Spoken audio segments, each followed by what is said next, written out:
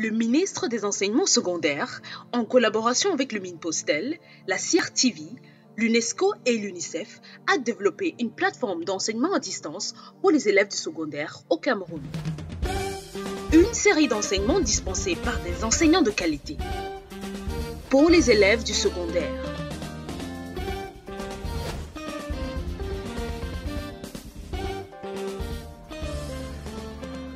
Apprendre n'a jamais été aussi simple avec l'enseignement à distance.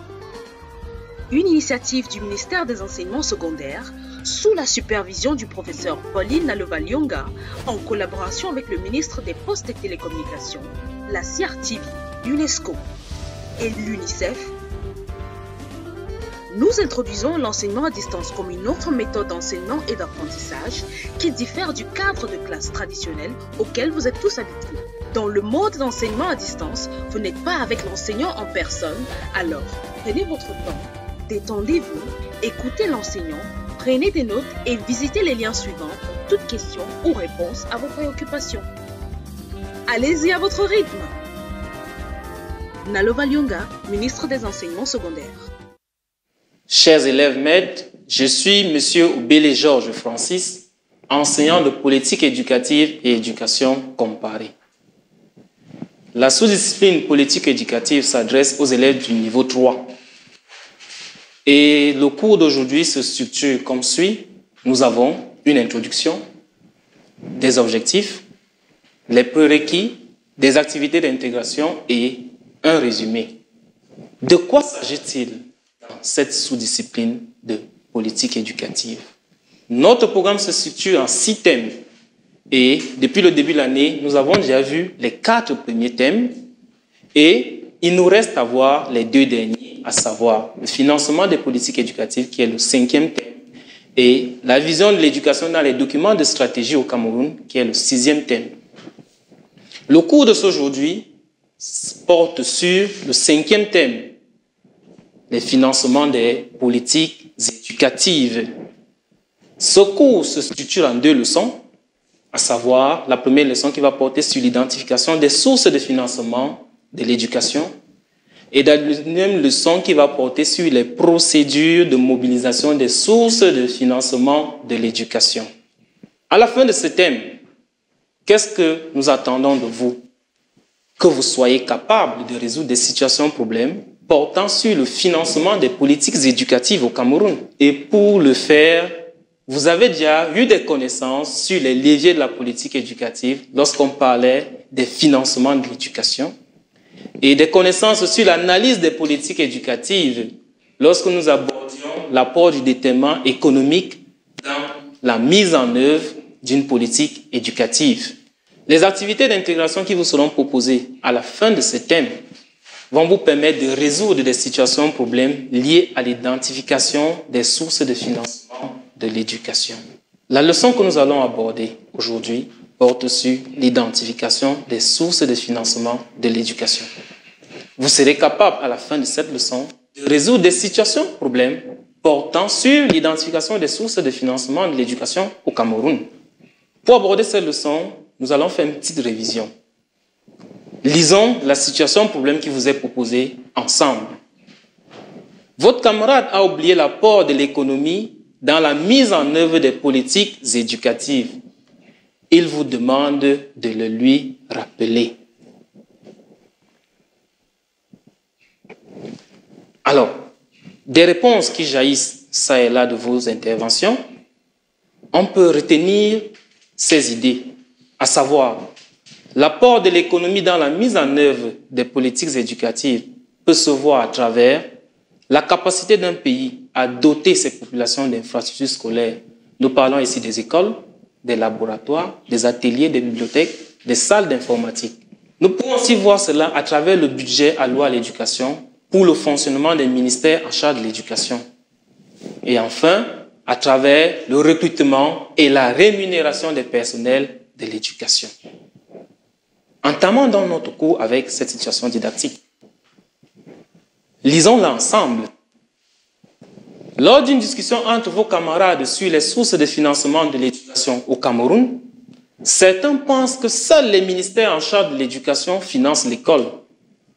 Pour d'autres, c'est l'APE qui finance exclusivement l'école. Pour mettre un terme à ce débat, il est question d'identifier les sources de financement de l'éducation. Qui peut nous rappeler la tâche qui est dans cette situation didactique? Oui, toi qui me regardes.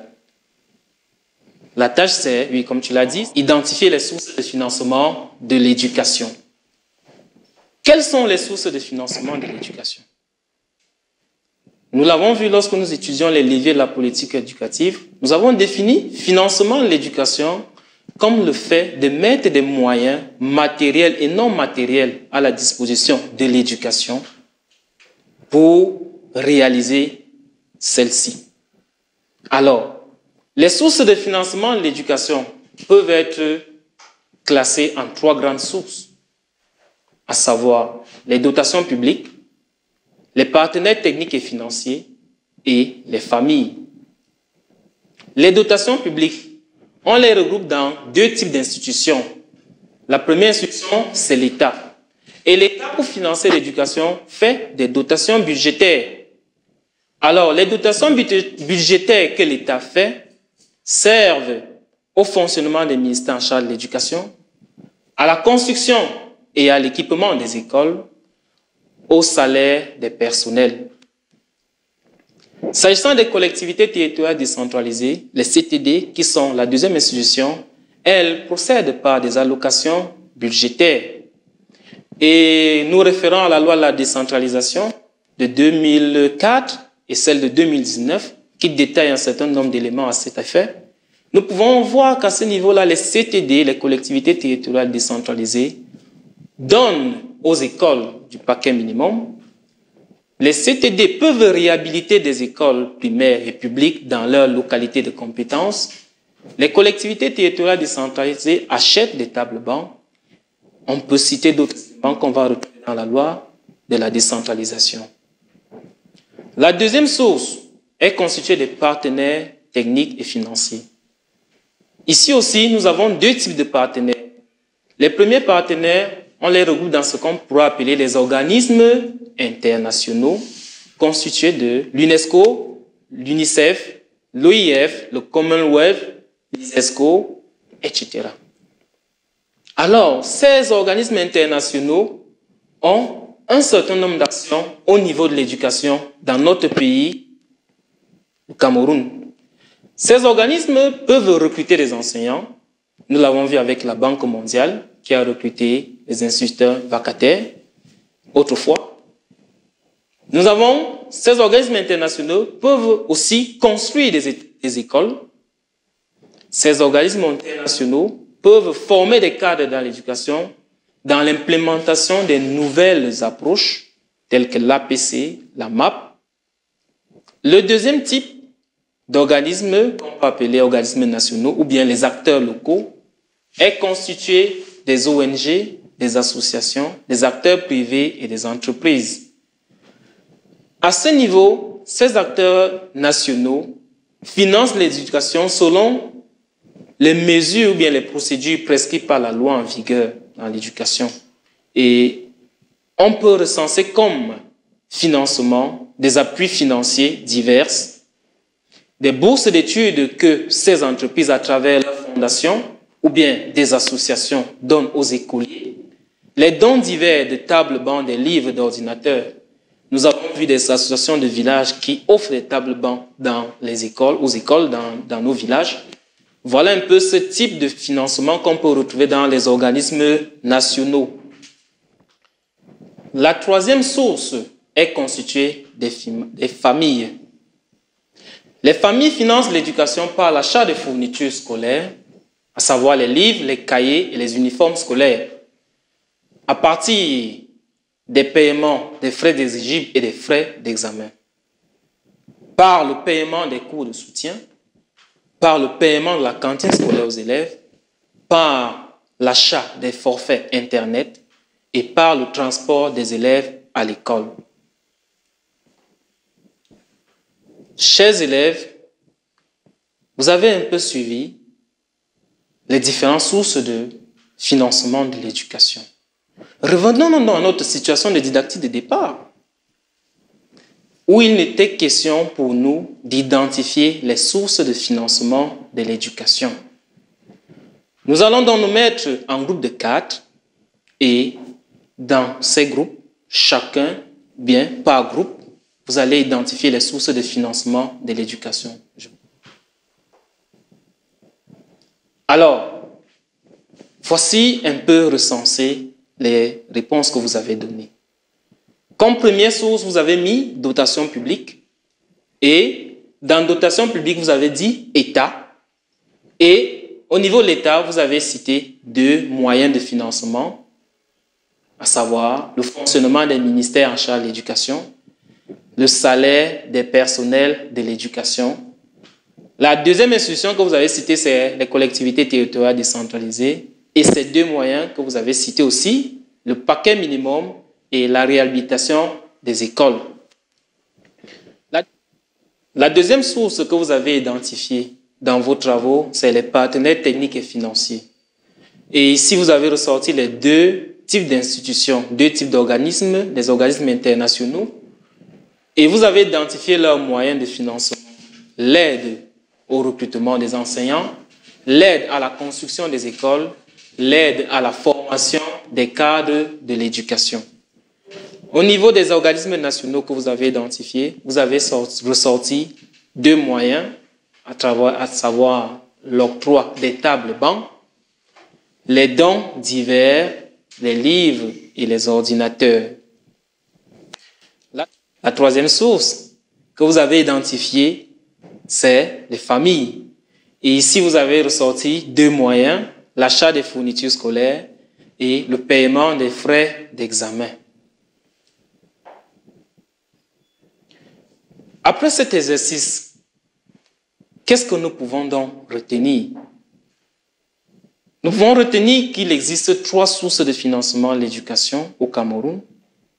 Les dotations publiques constituées par 2 institutions, l'État et les collectivités territoriales décentralisées, les partenaires techniques et financiers, constitués des organismes nationaux et internationaux, et les familles.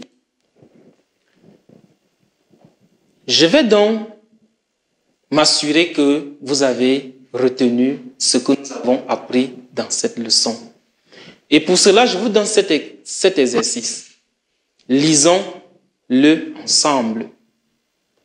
Lors d'une émission télévisée, un directeur d'école primaire déclare qu'il n'a pas encore reçu le paquet minimum et que les parents d'élèves payent timidement les frais d'APE. Ces propos renvoient à la question des sources de financement de l'éducation qu'il faudrait clarifier. Vous devez pour cela indiquer les sources de financement qui posent problème dans cette école en justifiant votre réponse. 2. Citez l'autre source de financement qui n'a pas été évoquée par le directeur d'école.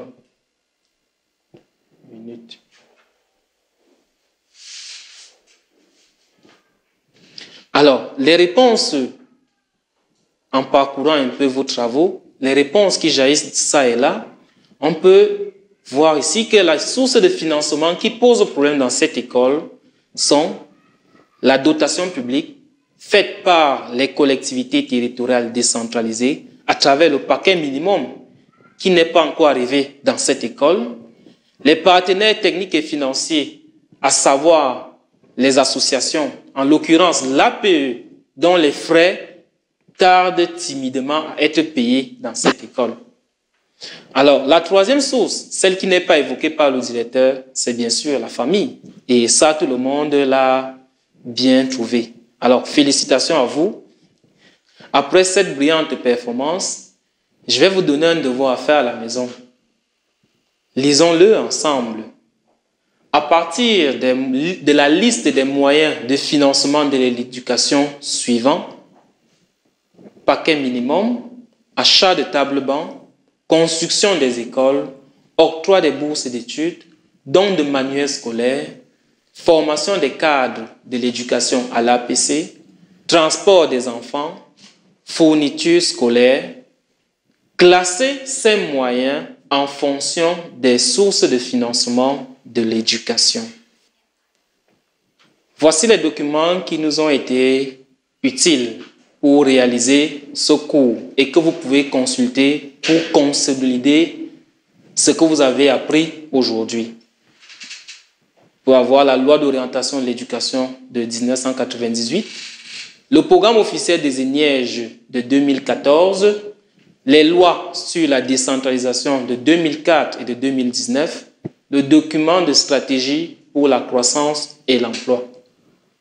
Alors, notre prochain cours portera sur les procédures de mobilisation des sources de financement de l'éducation. Sur ce, je vous dis au revoir et à notre prochaine séance. Merci.